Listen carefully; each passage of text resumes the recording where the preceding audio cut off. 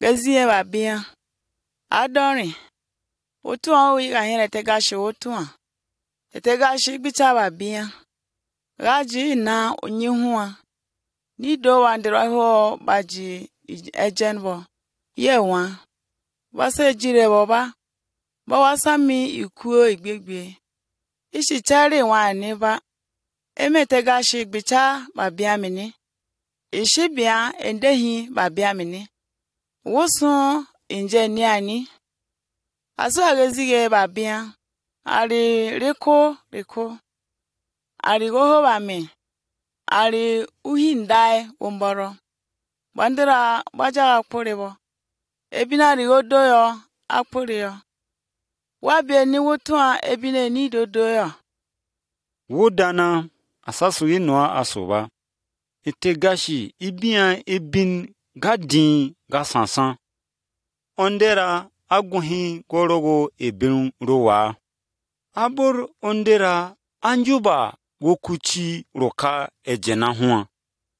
Huan owokuchi roka otegashi. Ondera anyanahi owure wokuchi itegashi. Gajian wokuchi ebin itegashi achuga. Ngani akugaba ewe alibakwen aru gejirejen idoba bian. Ginua gichie anyanandera. Gichichini mandera boso gonga hina itegashi. Ngahine itegashi ga hijiji. Masuga bian rudin ruhubo. Abur itegashi abian ga dinginyi. Yondera ga nyani ajianye wan. Asangmuya he ejene goroka onderaba. Gosu itegashi. Ebin ahiche gisuga bian. Egi nyana bechi gisobander ijeji. Yo tegashi asunu asami uzizak ahio odurugelim. Kaya gatuami. Wosun eye ahio yodo ataganayo. Aso ahi banderga gwicha otegashi didabo. Borobo wosun babeni bahisabo ba nebi. Yehibo itegashi izogo woye uhuan. Woye ehare itegashi. Basu gatuan gichi itegashi under gachuga. Ahuan asuga ba wosun babian. Bawa gambarawa wobo yabohuan umuduru. Huan awa so under kanangahi babian. Asuga nu uyesu wototun. Iye aligodo itaganayon. Genua bozogo. Uyesu wototun aba babian. Abian iye isetar yetar. Asaswa igbadara ko wanyi. Neme ne huan aso tegashi. Uyesu abian ebin godongo bo aligodo. Embe bandera ijeji tegashi. Endehi bokuwa kwen beher hian mahamiti. Bosugo hian mahamiti. Beji wura bagbabo. Ginua asan gahanga igbadara ihichi. Igbadara ido bandera dodobo ahanghin. Ara woson wozeb inomitar. Abugapu gasa kuwaba. Uyesu wototun osogo. Gyo ananga igbegbe. Igbamgapu iminiyo.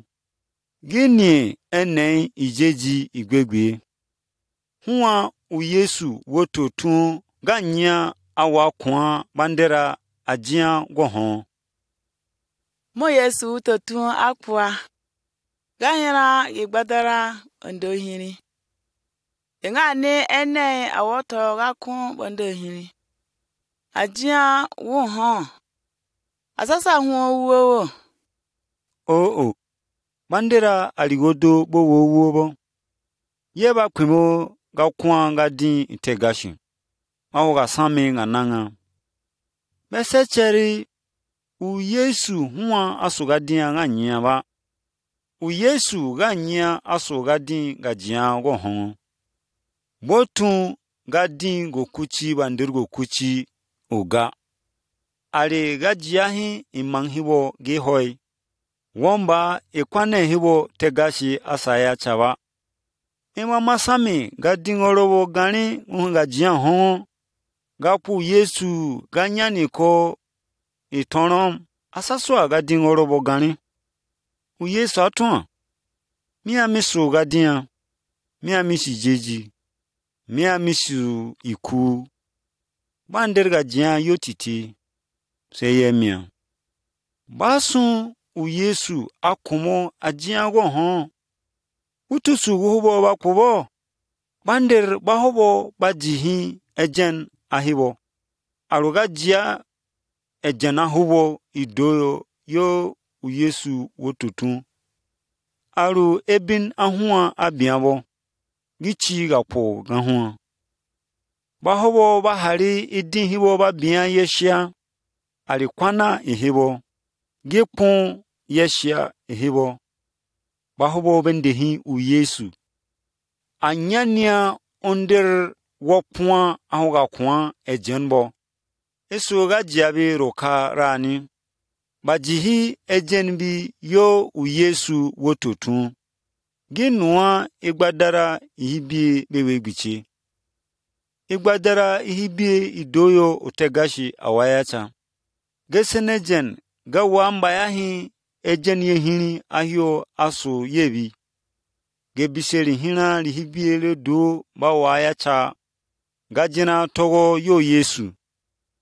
Idin hibie iwa kwangi ba gesenejen ye bandera. Bandir bodo bahowo basoba bien. Bo woto be yigi ubin wopwan gajina ga hoa. Otitega ha u Yesu awabia togo yemi. Yikpere ani. Isa kpiama wonba. Awanya nia undirigo yokpomi. Are titega ha mi. Ituguruza wayo.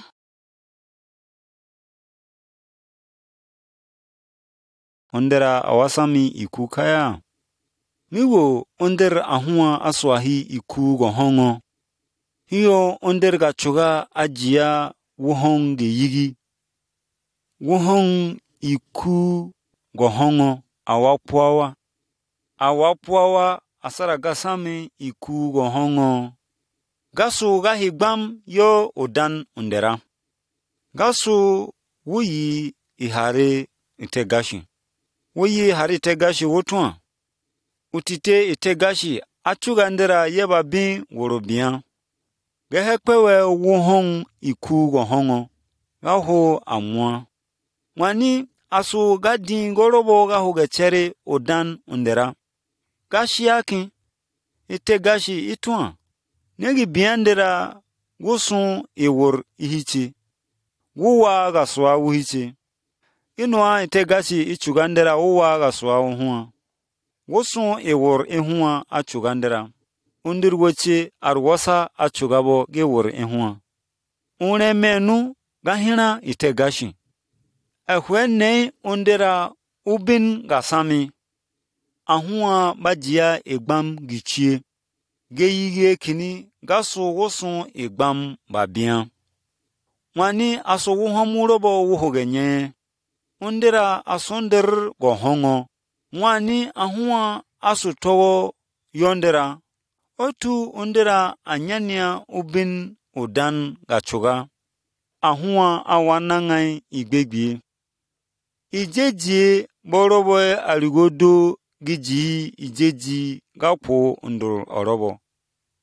Ginua hiche giji ijeji gapo ndur orobo. Reko aro idin yebi yepwan. Osun ebin ehin otu hiche giye egbam gapo didayo. Ejen babi. Womba asu iwur hiche hijeji. Itaganayo. Ganja gituan wani asu gambaya. Gapo gasamihi ganjehi. Ubina hua ataswa asaragun asowa. Ko wosun ejen yehini. Ko gegbinge. Ko gadaga geye. Aro gadaga gajiepon. Gindehi bechi ginwa. Hiche gisu niwechin giwapwai. Isitu basanja bahwa bazi besene ejenba abu eheda gewapuli ondera basachugawa aliwe gata koba onder iku ewur yomba isu obengene iku iwasera ajia igbegbe gotun ga hiche gisugotun arugezire go hongo ga hiche ahoko ga suge jiwi hiche wutusu wiche gisuga bia idin hiche wosun ewurani basu ganya nahi ali iku go hongo ihiche gi woto gi gbicha itegashi arejeni idoyo aliku go hongo aligbam ihiche gi jihi gezire ejeni gahina gongbogo onder gachugai gahina bechi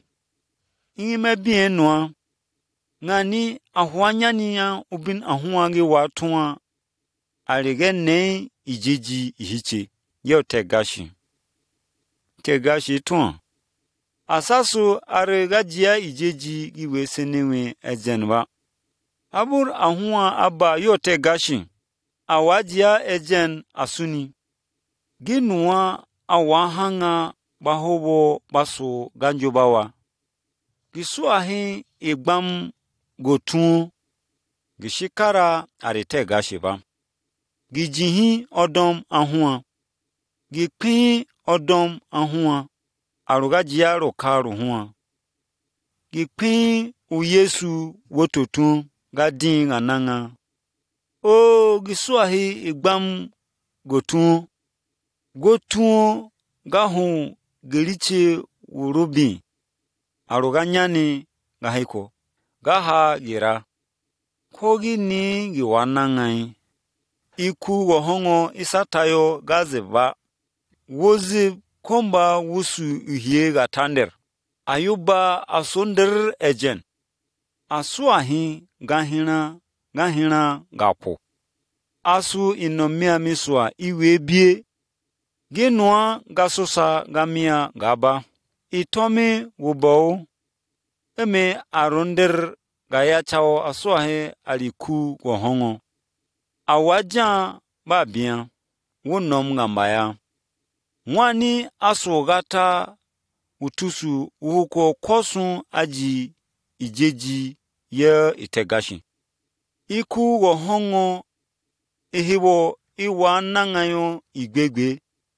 ga indog huwa imogi magunga bia idinhiche wosun igbadara aru gadaga ijeji iwechi ga hagira ingima kwe konwu bawa raihi igbegbe wohon bawa kanahi yote gashi huwa sundir iku wohongo huwa itegashi wototun achugao ginwa wa nanga igbegbe ginwa iga ihibie basir igbegbe aburga hibie guihibie bachugabi ye basir yote gashi igbegbe wosun ga sansan wosun ga sera huwa onder ga nangai owoto ga tuai utu ubina huwa wabia eshi uwa puao ete gashi isuga jia ekun gagbecha ga huwa yeyi uwa hiche gisu gigbadara wototun apwa ichi hiche ginwa beneyi gagbecha tegashi bichi itegashi aicha onyi huwa wototun gosun wabia ye anang gichi huwa mwani asu genei ginwa otegashi aji iku gohongo igbegbe iku gohongo isu yonyi huwa ahua asu onya asua iku gohongo ahua asasua onyi otegashi asasua iku gohongo banyani yotegashi batuwa igbadara ihibie bajihi jeji ya huwa awaji agaji abi iku gohongo iku igbegbe Ngomba u Yesu wototu ahoga nangai.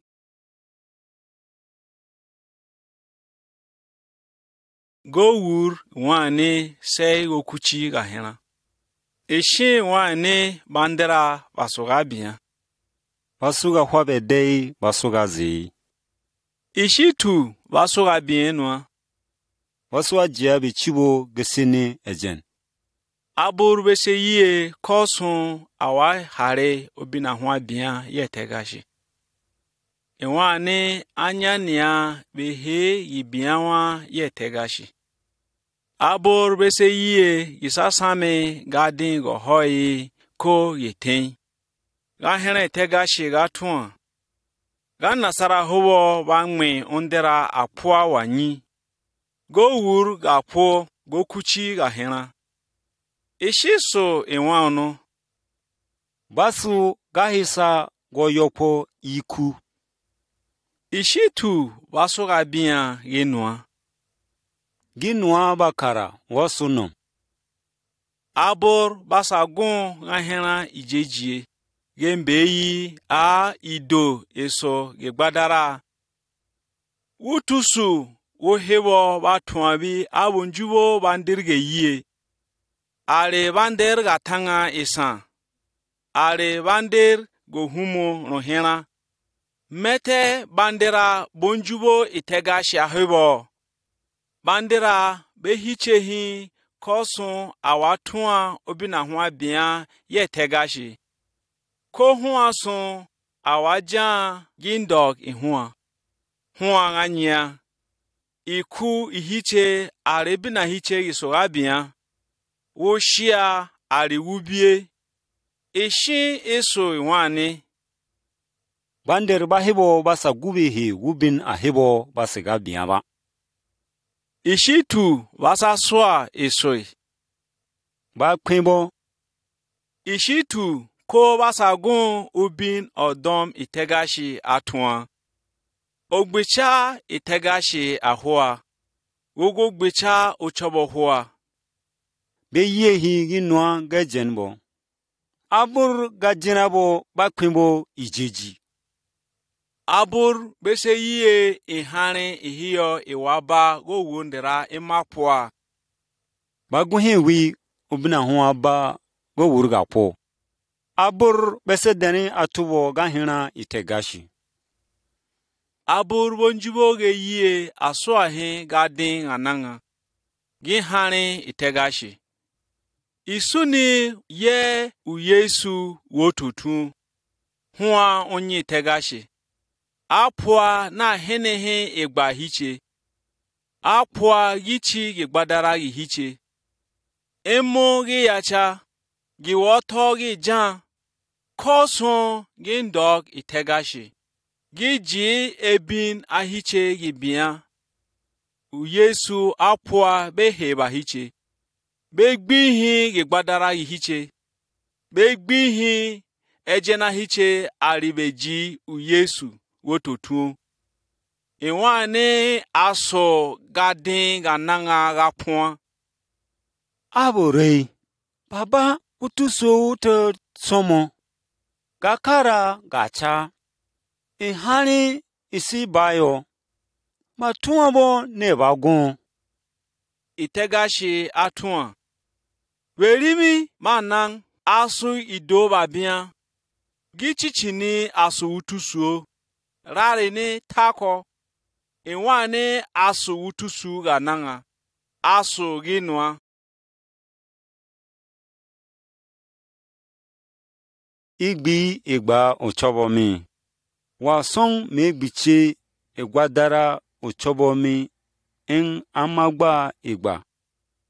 Ajian watoba. Uye Yesu ayacha ganyo gahina kini aro roka rurobo. Gahina gere orobo. Ahua asuge hige imang bagana mahua. Iye bakua ogana orobo. Ahua basugo kuchie imang arigodo. Iganhi behi indaga. Ogana nu asaswa ubin ahua awajia titega hawa. Gerewe a dewudom abadam hia aruchewe aribanya arubina hua aswawa ogana nu agba gada gerenu gasuga alijeji ye mama boyopo asuga tuwa atitega ha goga tazumi iwa hanga ido wuhe kini gagwa ga tazo ogana nu utitega hawa agun iyo tuhia iye ndehia wuhe konu doko wutusu ogana nohu ajikaya yodoni itoma huwa ahua su okuchi wuhe chikiri gihwi ginyi wasugeriche ishima wa bianwa migo osuga tuwa ogana nu awatuwa chobowo eshin adoni mete ejenu ejire oga hina mangayo misu okuchu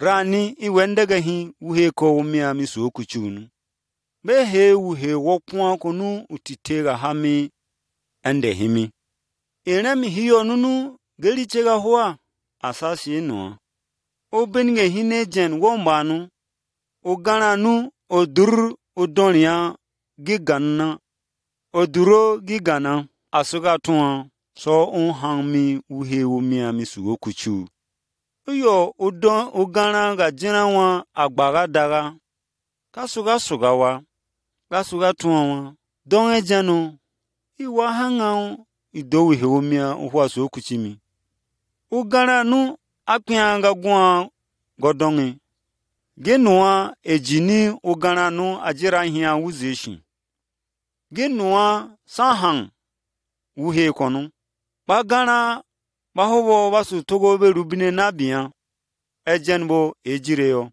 bajibo bajituwa utitega habo ubina huwa abia iyo titega habo ahisa ogana nu atuwa wa su ogana bakwen inde hu guhe komi su okuchi unu ihuwa sogame aliga gwa gatazo aliga nanga asa shi huwa gunga tazo urobo huwa nimi amigo ga huwa nu titega hagu ga ham alijeji ga hechahia yebanderga jia ihani sa jihangi imanganu idoyo wasu okuchi genua u Yesu atwa irem ye chirani genua titemia huwa asugo hon abia binenyi yebi enge jenbi bemesu bebi igba borobiwa bahobo babiabi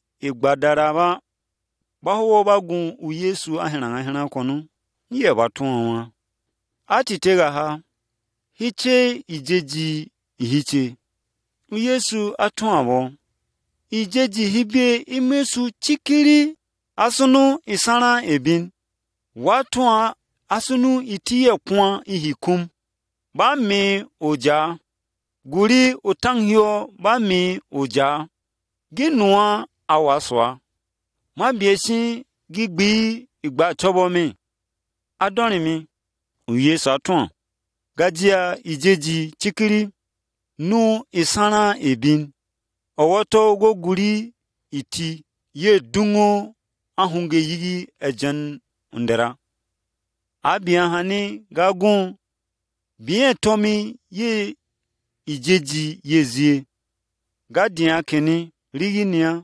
asu wutusu wozie chikiri baham iti bahu ihani uri ahua ahwe hani yega hanga wuhe wopwa wuho igbadara ihiche ye tegashi wutusu wuhiche yiri gagbecha ali yiri gananga ewe kunmehi ejenmi no tuhi ejenmi gadaga gigbiche igba ganyania heo gagbecha itegashi igbichami itegashi izawa awanyanahi ejen bakpin amia awoto goyopomi ewe gbichehi igba ihijeji yo chobomi magomi abodoni ngusun babiani asuahi injo aligodo bapun manjabe injo manderbezi manjabe injo huasun anjahia injo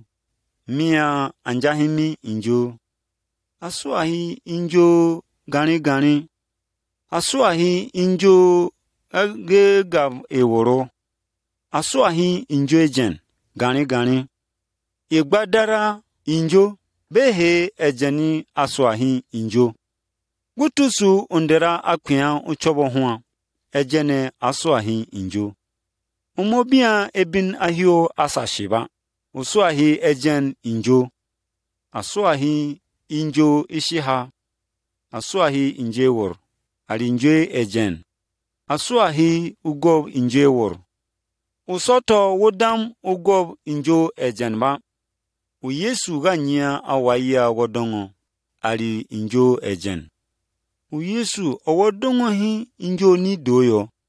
N'orobo Uyesu akaya yonder injo orobo. Iyeliwa ara gega igisigini.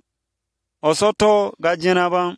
Ginwa akara ajian iye setar aliyo tor. Uyesu ebishewe onjubahi godongo. Iyo ndirinjo atua abu asasua ndirgo yokomi. Uyesu atua wa. Sosogo jina inyana hu ndirwo sansan. Ndiroso wutu sumba ahini ebina hua ajian asami godongo. Abu Uyesu odonghia. Uyesu odonghi injonu. Asuahi izogudu. Odonghi mandera aligodu. Aliwander injo ejen. Bahawo babia idin chira rowa. Basara bian gechichini. Bakar rowa.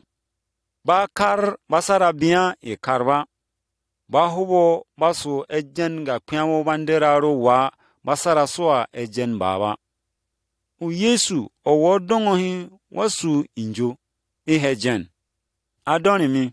Uyesu owodongohi injo ejena huarani. Gichichini usara bian ebinahio asashiba. Usere yigi wuyigi wobieba. Abu Uyesu osodongohi huaba. Umosugawa. Ejenu amasuahi injo. Wukwenwu gayacha Uyesu. Osodongo huaba. Adoni. Umonjuba Uyesu odonhu aru injo ejena hua. Hina inia yenwa. Yesu. Ugbimi. Umoyo kwomi. Isara bian ebinahio asashiba. Udonghi ejenmi. Iyehi usuni giku bandergo hongo. Injuba gajina yewo. Injuba gangmia gichimi. Yega hina hua. Asinwa. Suga genia. Uyesu awaya chao ganyo. Awodongo hu. Gichigi hua agbe chao. Anjuba gajia ugesene jen. Anjubo gegbiche hu. Ginjo ejena hua. Wuto wobia ubinwoshia. Ginwa unorobo awaya chao go hu. Gigagi hua yeshia. Asasu injo koba kwen go hu. Say gesene ejen. Gagba are ubin ahibo bangmi ihehie. Bander ido babia basoga jina bajibo gega yerobo. Ido egi ho wushige. Giso gajina giji giga hiche giho. Giso ahen wushige. Are onem. Gebishe gahena roha rohito roso. Rokpua gajina. Iho hane. Egejime hane. Utusu urobo. Gadinga robo. Kosun ebishe rohena tini. Basu gambara bandera. Bandera basu gakpuabo. Bandera dodobo baba. Dodobo banyanibo. Hiche arezai giba. Gigi isuni. Abur gisuga din gajiai. Norobo gigi wapuai. Bandera dodobo basu ahin wowa gecheriga hobo behe rohena tini. Uyehi hua uho yetite hua are yabo hua. Abor hibo bandir ba bohora. Bandir ido ba bian ba danra. Gigi gijira. Irem ihua oswayo. Gebishe rohena tini. Iwa jiao ubin ahua unjubo. Arubin ahua ogbicha. Gajina rahipie. Ebin ahio ashi. Ahio owotugo hua ojange yigi. Mandir worobo bahenehe. Koso onder oho woson iku batite bahenroba. Gatuan rahibo. Emu koson apwa. Bagun bawa babo ari worobo. Gane. Aswa gasarandera. Bawa babo abor bawa ba gewor ehio ishishi. Bawa ba ni iwechin. Ko ni ichichir. Banden ba bahenehe a wutusu wohebo ba soge wor yehaba. Ehe batite bahenroba.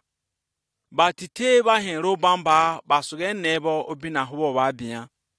Wahebo wapubo. Iku ihibo iwakayayo are ehe batite bahenroba. Ba ben bahebo bander gakara yini ari kuyomba ehe batite bahebo. Gichichini rohena tini rosuneyi gige bandera buhoba. Are gige yihiche giwajia imoge poi. Bander baro bahenehe a gisame gadanandera yebo powaro bahen gadanandera. Sabor gibanyane ni idub ari iko. Gamba ya gibanyane bandera. Woson gahene kakini. Ubin arobo abian ondera anyania ondera.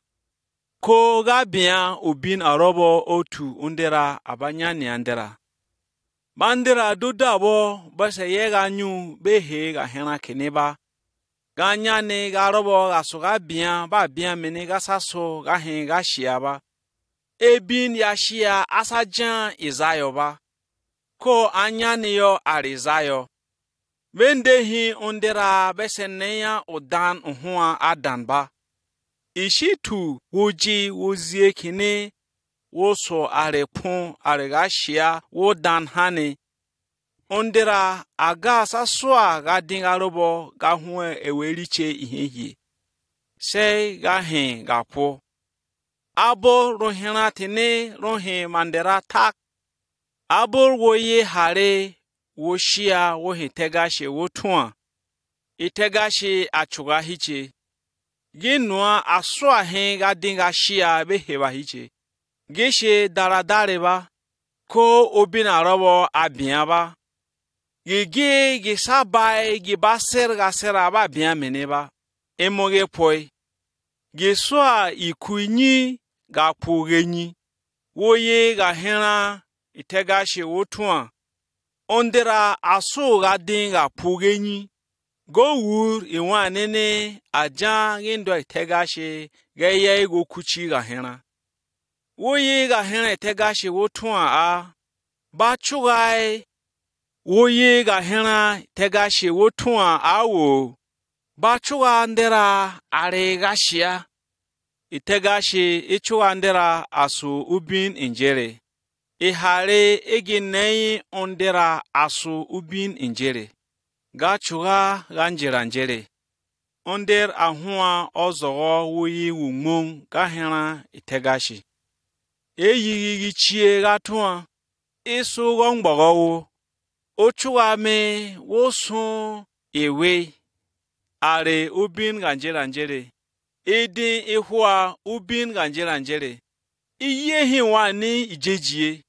Ewe ne a ewor ehua eso ubin ganjeranjere. Arege ne ijejie. Asagba bian yiniaba. Onder arobo achugayo. Gaga bian ubinba. Wano aso itegashi. Wutusu hua eyiyi. Behe babian. Are ebina hua achuga woson babian.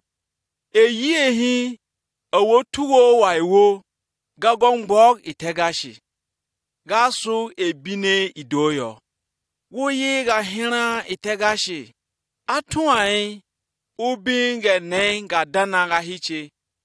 Atuai awo itegashi ichuwa ohongo areworobia. Ari ido ebinahiyo asuwuswa. Atua koso ga ha aswahi undirge jine. Abor undirge jine idowo iwamba so itegashi.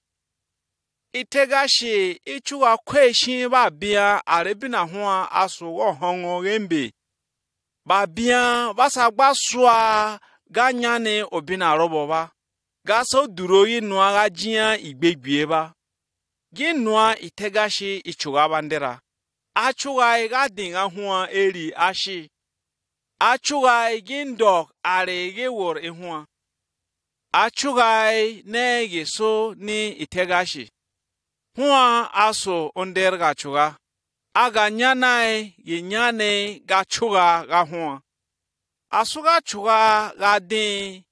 Angme ga bian ubin ba bian mene. Otugi yiye ga bian ebin. Kaya are ga seraga hiche. Itegashi ajindera itomi ge liche ba bian. Woye ga hena itegashi wotuan. Itegashi achugandera wosun ewore hua. Otu ndera asune hua. Achugabo uche are wosa. Woye ga hena itegashi wotuan. Titega ha itegashi abia ewondera. Wosun ba bin. Gogo tugo iku go hongo. Ga hua awakara. Onder ba anyania onder iku are onder wohong. Woye ga hena itegashi wotuan. Itegashi hua aso onder go horo idodo babia. Wototu hue nei ubin itegashi aso. Ahua bese richeba. Asuni are wohong ariku sabore itegashi abiabi na robo. Hua agaso wopun idodo ebin tegashi achuga. Wehe wototu itegashi achuga kweshi. Wohongo are worobia. Achuga ebin ahiche isugeriche. Are ebin ahiyo osu ahiche esheriyo. Gere beyere. Bander gobongo babia.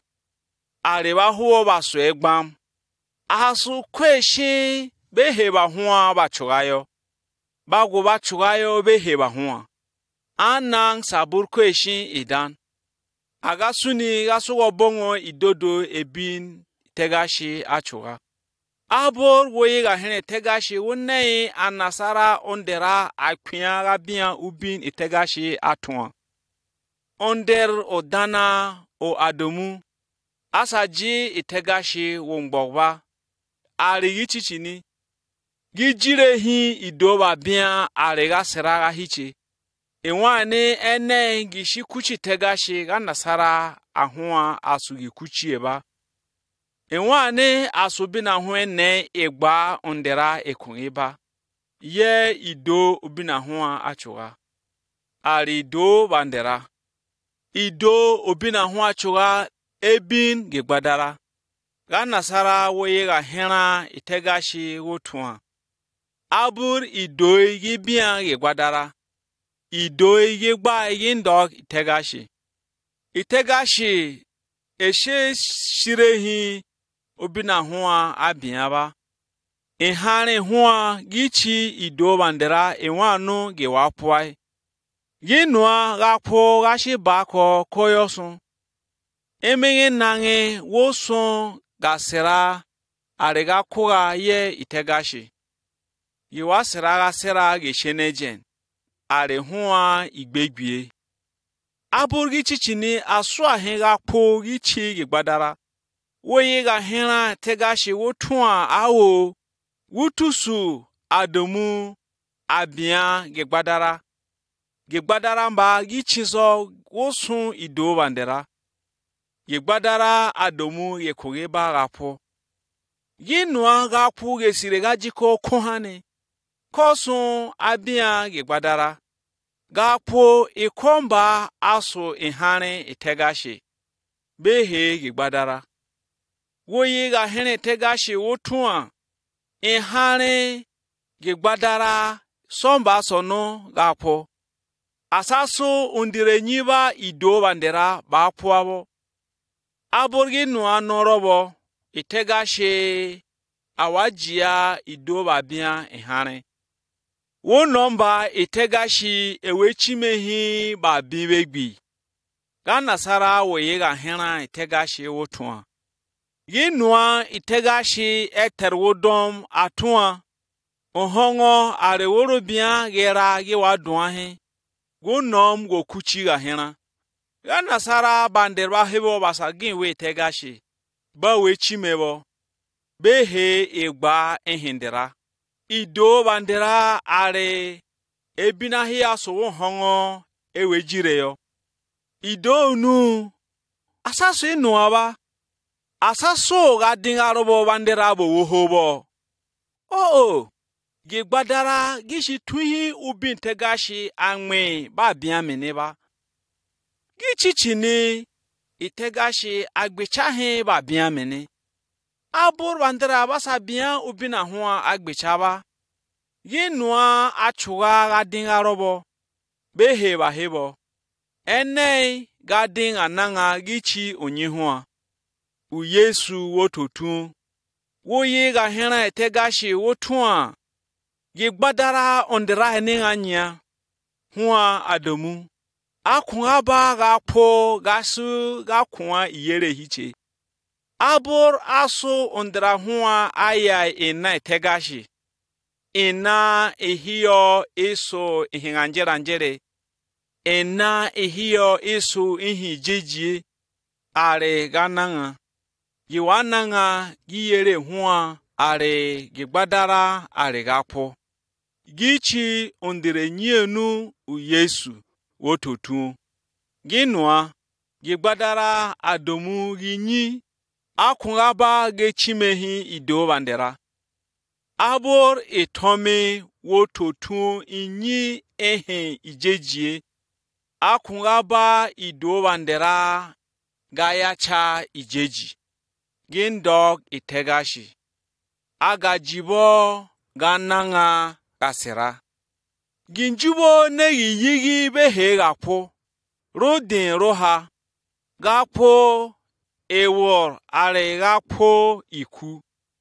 Gapo ewor ikomba gagawe are babian. Are ondera. Gapo iku ikomba gahua ogawe yetegashi. Abor ondera asuni ari iku hua gewora. Ido bander babian bawahwa ihane. Gapo ewor. Abor asasu idobo bagua ihane gapo ikuba. Abor itegashi aso onder gananga ye ondera. Onjubo gading ananga ajibandera. Ye gigbadara are ihane ihua.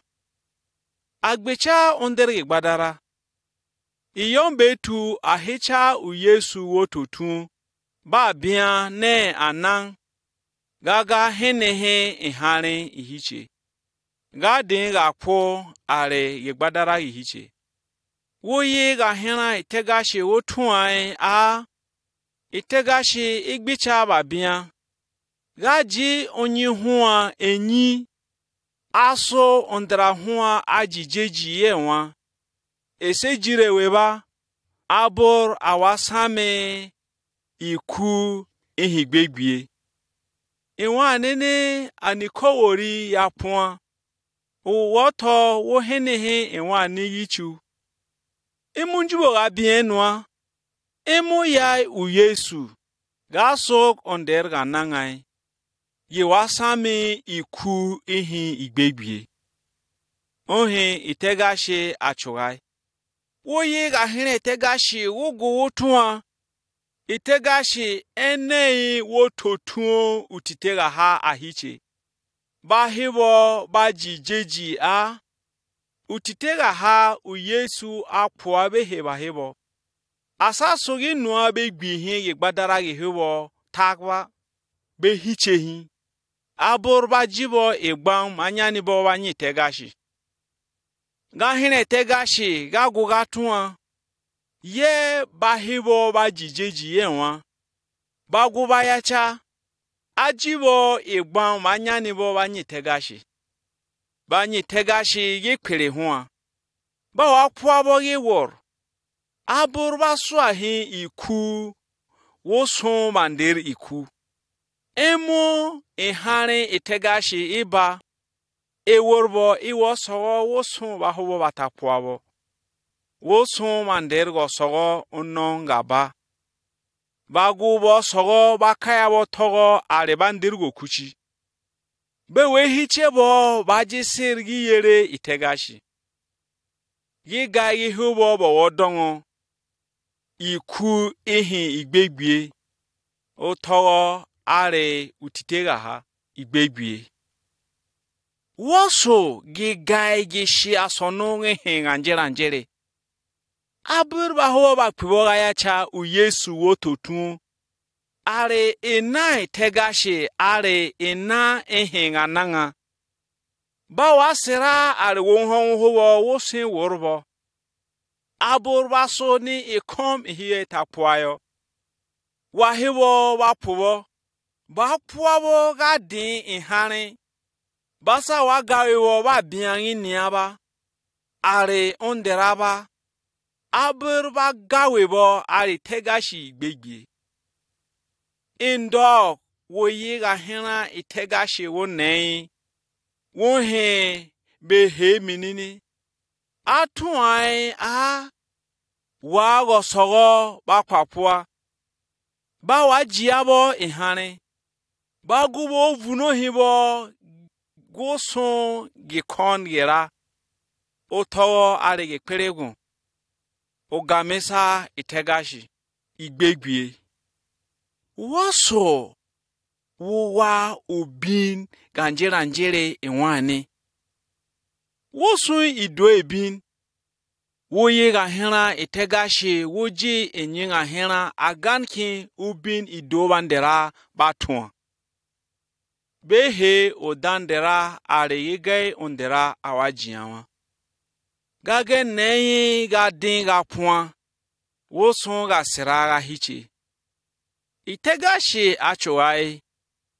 Ahua asu igbegwie. Ajian igbegwie. Onder ga choga ido babia. Are hongo. Are embe hongo. Yenua onjubo negi gbichawa. Gigi ginang utogo. Wosu ubin ene ekpere ga seraga hua. Emuji ijeji wo hua owajina ga shia. Wosu ba bin ba hiche ba henra nene are idan. Ga jina kene ga swa ga heko ga sasu usu. Barobo wosu ga jina. Gisoto gi jina are bina hiyo abian are hiche ba. Ebin ahiyo asasu ya shia aso abian yeye. Itegashi angmi nga hena. Hiche gisara gigi ji ihewur. Gigi gisara gun gisir gasira mbaba. Abur ihani huwa imu iba. Awanyana hi kweshi aswa nasara. Kan nasara ijeji. Ima saso gangmia nga hena mbaba. Gasira gasasu ubin oroboba. Gisiso egbam gasira ga hiche giso gasira ba. Gisiso egbam goho upiri wuhiche yihoba.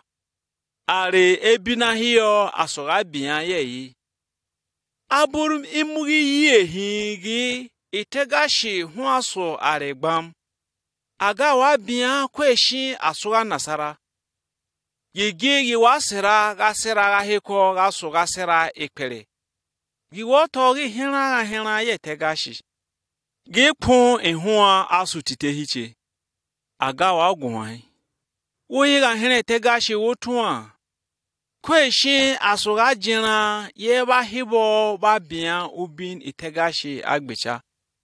ba hebo ba hesabo be heba huwa. Itegashi agbiche do bandera. Abo done agbicha he huwa izao. Gaga jiu inaini onhe iku go hongo ihi gbegbe. Wosun uyesu wototun. Esuga sugao. Ji ejen ye huwa. Ogo wasame gananga. Wane asu utusu ananga. Kosu utusu onomo owaswa odareo. Ginwa obaye uyesu gichichini. Unjubo gatwa etegashi wo. Igba. Ishi jina gaheko huwa gbichawa. Tuawa. Injubo ganyane. Arega jina ngamia gijihiu gichimi. Tuawa wo. Iji jeji ye uyesu. Apua behe yegbadara gimia. Injubo uyesu aso onderga nanga amia. Are utitega ha amia. Imuba ye uyesu gichichini. Ra nini itegashi awanyania titega ha hua. Iyere ihua iwaswa ihua igbegbie asoyenua. Injo ondera. Ba gome abodoni. Woson ba biani. Aso ahi injo aliwodoyo. Bakun bagunhi injo. Banderbezi bagunhi injo. Kosun agunhi injo. Mia enjahimi injo. Aso ahi injo gani. Aso ahi injo gagab eworo. Ali injo ihin ejen. Genjahi injo. Yo ejen heiche aso ahi igbadara. Wutusu unduro orobo akuyan unduro orobo. Ejene aso ahi injo. Umobia ebin ahio asashiba. Uso ahi ejen ahio asashiba. Aso ahi injo ihanu. Aso ahi injo ewor. Aso ahi injo ihejen. Aso ahi ugob injo ewor. Usoto wodam ugob injo ejenba. Uyesu ganya awodongo injo ejen. Uyesu awodongo hi injo ni idoyo. Unomrobo uyesu akaya yonder injo orobo. Elihia ara. Osoto gajina. Asirginie eye kob ariotor. Uyesu ebishewe. Unjubai godongo. Undirinjo atuan iya ganyo. Abu asasua ahuan wayo komi. Uyo Yesu atuan wan. Sosogo ojina. Dong hiun. Uyo ndero osogo. Ahini ebina huan ajian. Ondera odongo. Behe uyesu odong hian. Uyesu odong hi ido bander. Maho banja. Pasi zogodo. Odong hi bandera aligodo baho banjabe injo ejen. Bander baho bagugaham ruwa. Gechechini basagugaham. Bakar basara goba biya ikar.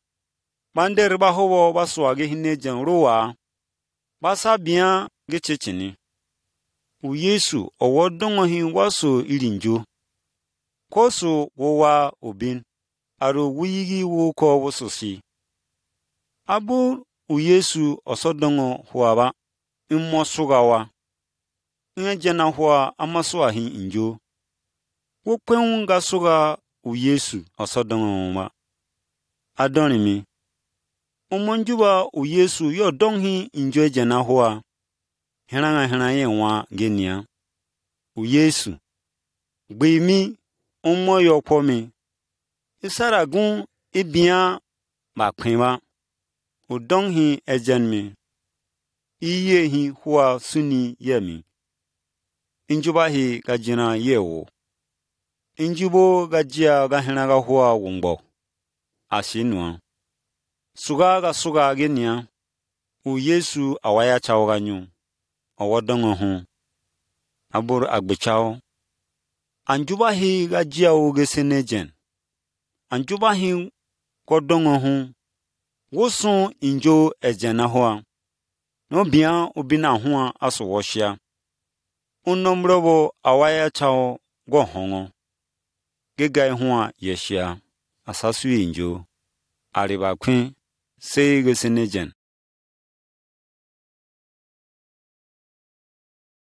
Gaba wototu. Sabur u Yesu ahiawa ohongo.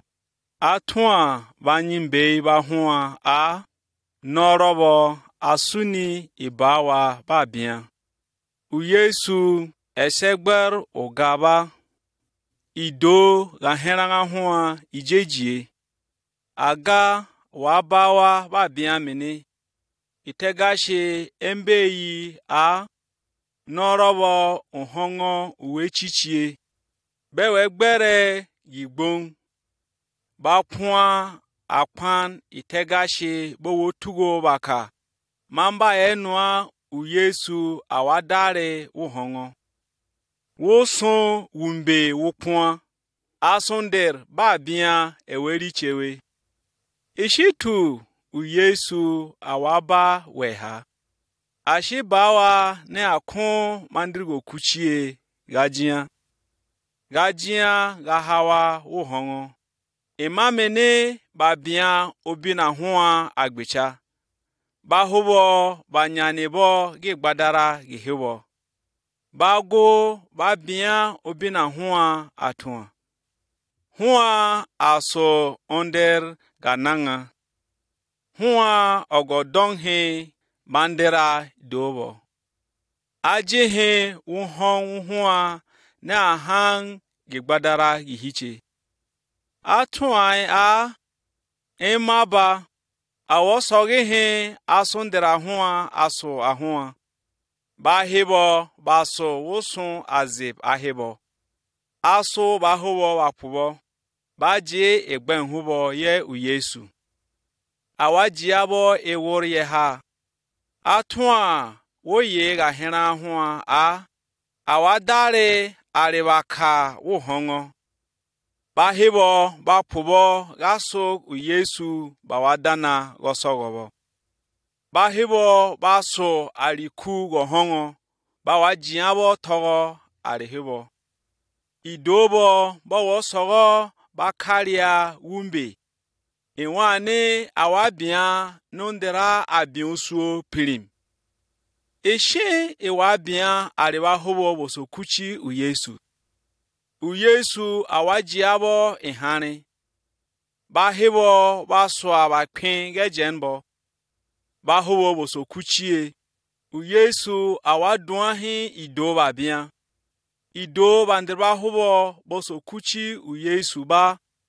Bawaduabo gera. Bawakwabo wajibo gera. Otogo arege kweregun aridodo ba kweregun. Basa puabo woson gera ba. Bawa sueni aruwohon hobo woson gera. Igbegwie. Basoga duabo. Woson gekon gera. Gaha gera shini. Aswa hin ezezi gajia ihane ihiyo isatayo. Riche u Yesu awaba babia. Itega shiganya eye. Asa tuai unomoba. Hiche yiye awabawa. Kosu utusu osotugo inomoba. Hiche geser gasera gebiewe. Bagun bodone.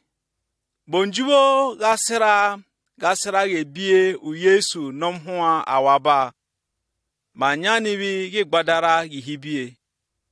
Itu u Yesu roza. Apua behe gigbadara gihibie. Uye u Yesu gejenu. Emo yacha. Owananga ne shenewe ejen. Otua barobo behe gasera gaha. gahi Yesu ajiba hubo bokuchie. Yinua basagwa gacha unom u Yesu awaba. Bawakaya yewa irrigation agent. Gahina gasira dardar. Wutusu wadira wuhuko wutaganako. Babia gere orobo asuga agun wa Ahab. Nwa asu gere bakwen. Abia bakwen alugodo aganhi morobo beyere. Utitega ha ahecha imbe yedo wusebe. Ebinasan akporeyo. Abu asaswa obin ahobo ba wanja.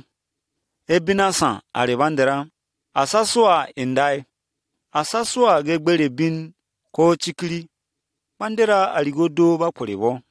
Iyo tegashi ahicha anebi yogere. Wutusu gere eri anebi asugi bawa. Iye ahangara gishe. Awo huwa osu gayeba babiani. Iyo anebi anyana ngahina tuwa. Asasu miyaba hu abur huwa. Aro banderba huwa. Bejini gosogo ejeneni babian. Abu huwa undehi odom itegashi. Wukuchi owur boku. Bandera aligodo basugi gai ejenie hini. Basaswa ubunganja basuga kwa ihani. Pende gotugo borobo osu gani. Asasu hubo wa. Abur hibie arizabi. Beli gejenbi. Aja itegashi itomba wu. Iso tugobi anibarka babian. Ginwa basajina gadinga miaba. Pakangebi yobin ahuwa aso ahumba kwen. Unomrobo wototun aja gonhon gaha gaho urusenima. Gagon ahayara gatuan. Be meyehi gesenejen gahoko gaso gahibirare ni. Gahoko menjoba gajiabi. Abo bakwibi gayacha. Mandera aligodo. Be yehu ubin ahibi basoganjoba. Neba sami anibarka. Basaswa gesenejen. Basagbecha chiche jenbi. Ye nwa ahua awajiabi gesenejen. Nwa sun. Utusu wototun ababa bien abatuan. Basami gesenejen yemi. Wosun wabien bawasami ihani. Mete jenbi ejireyo. Itanjehi yeba bien. Inua gaso ginua. Itanjahi ihie. Ginua u Yesu awajiai gesene ejen. Imo kuchie. Sabur endehi babien. Atuan. Gesenejen gamia mindebi. Gesenejen gamia mindebi. Asasu kakenga hon babien bajibiba. Mete ejenbi ejireyo. Ko beshichibi. Banjuba hi gesenejen ni. Suga bietomi. Suga kwe hani. Suga hange man. Suga tite. Dudawan. Agi chichini ususu agesenejen. Asasi wur huwa ganyo. Asuni weba. Huwa usiku. Iku injubahi gaswa togo yetegashi. Abu huwa ashikuo. Gaswa togo kin gahuwa ningasunu ubunganja yeku ihuwa. Asunu uborodi osu gewore huwa. Gaha ikuo gaso togo yotegashi. Useye gesenejen worobo. So jina togo yotegashi. Ugu umbogo. Asagbecha igbadaraba. Otegashi atuan wo yega hinan huwa wo. Bahobo basu gesemejen gebin ewor. Bahua gayacha gapo. Abur bahobo basirgasira wo kuchi ebin iku itegashi. Bahua gayacha iku arigesenejen. Woto tun aso gahesao. Kuchie. Awa kwaunga jian gigai gesenejen. Botozo wahi. Gubogo kuchie. Guri gesenejene. Gahuko gaso igbegbe.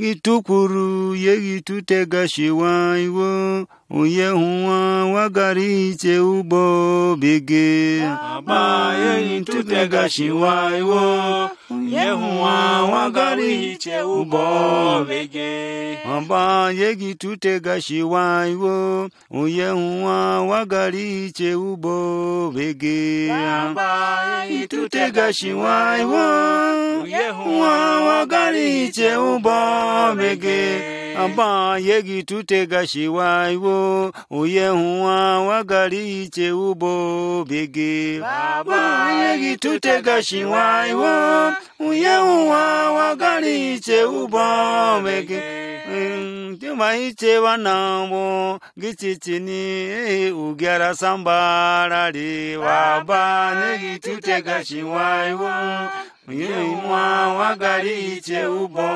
bege Baba ye gitutega shiwaiwo Yemwa wagari che ubo bege Baba ye gitutega shiwaiwo Yemwa wagari che ubo bege Aruba meteba ite wanamo gichichini ugyara sambara li Baba ye gitutega shiwaiwo Uyehuwa wagari che ubo bege Abuma ye gitutega shiwaiwo Uyehuwa wagari che ubo bege Baba ye gitutega shiwaiwo Uyehuwa wagari che ubo bege